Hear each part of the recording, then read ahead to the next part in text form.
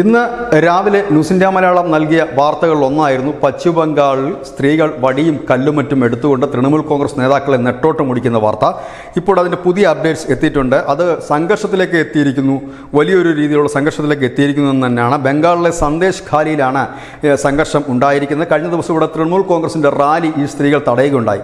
ഈ സ്ത്രീകളുടെയും കർഷകരുടെയും ഭൂമി തട്ടിയെടുക്കുന്ന തൃണമൂൽ കോൺഗ്രസ് ഗുണ്ടകൾക്കെതിരെയാണ് ഈ പ്രതിഷേധം. ഷാജഹാൻ എന്ന് പറയുന്ന തൃണമൂൽ കോൺഗ്രസിൻ്റെ നേതാവ് ED മുൻപ് അറസ്റ്റ് ചെയ്യാൻ വന്നപ്പോൾ ജനക്കൂട്ടത്തെ കൂട്ടിക്കൊണ്ടുവന്ന് EDയെ ആക്രമിച്ച കേസിലെ പ്രതിയാണ്. ഈ ഷാജഹാൻ ഇപ്പോൾ ഒളിവിലാണ്.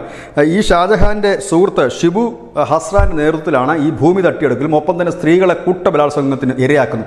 ഇതിനെതിരെയാണ് സ്ത്രീകൾ പ്രതിഷേധവുമായി രംഗത്തെത്തിയിരിക്കുന്നത്. ഇവരെ അറസ്റ്റ് ചെയ്യണമെന്നാണ് ഇവരുടെ ആവശ്യം.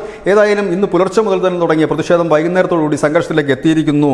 ഈ ഷിബു ഹസ്രയുടെ കോഴി വളർത്തൽ കേന്ദ്രവും ഫാമിനുമൊക്കെ തീയിട്ടിരിക്കുന്നു എന്നുള്ള തന്നെ വാർത്ത. ഈ വാർത്ത കേൾക്കുമ്പോൾ നമുക്ക് ഓർമ്മ വരുന്നത് പഴയ കാലത്ത് CPM ബംഗാൾ ഭരിക്കുമ്പോൾ സിംഗൂരിലുണ്ടായ അതേ രീതിയാണ്. സിംഗൂർ എന്ന് പറയുന്ന ഒരു കൊച്ചു ഗ്രാമത്തിലാണ് ആദ്യം ആ ഒരു ഭരണവിരുദ്ധ വികാരം കലാപമായി മാറിയതെങ്കിൽ സമാനമായ രീതിയിലാണ് ഇപ്പോൾ ഈ സ്ത്രീകൾ രംഗത്തെത്തി.